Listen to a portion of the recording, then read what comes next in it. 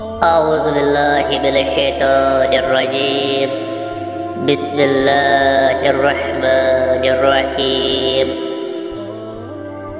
آج میرا موضوع ہے مولائے انسانیت۔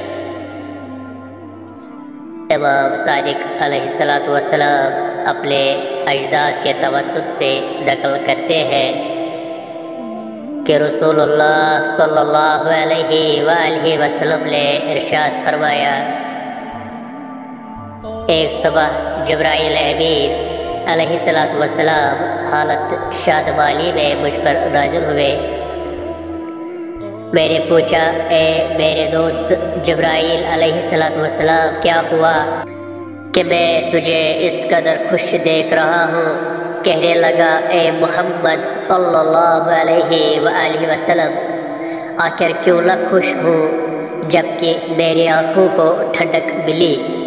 اس وجہ سے کہ خدائے متعال نے آپ کے بھائی وسیع اور آپ کی امت کے امام علی بن ابی طالب علیہ السلام کی تقریب فرمائی ہے۔ میں نے سوال کیا، خدا نے کس چیز کے ذریعے میرے بھائی اور میری امت کے امام کی تقریب فرمائی؟ جبرائیل علیہ السلام نے کہا، علی علیہ السلام کی کل رات کی عبادت دیکھ کر خدا نے اپنے فرشتوں اور حاملہ عرش پر فخر و مباحات فرمائی اور کہا، اے میرے فرشتوں، زمین پر میرے نبی محمد صلی اللہ علیہ وآلہ وسلم کے بعد ہونے والی حجت پر نگاہ کرو، میری عظمت و مقام کے سامنے کیسے خاک پر اپنے رخسار رکھے تواضع کر رہا ہے۔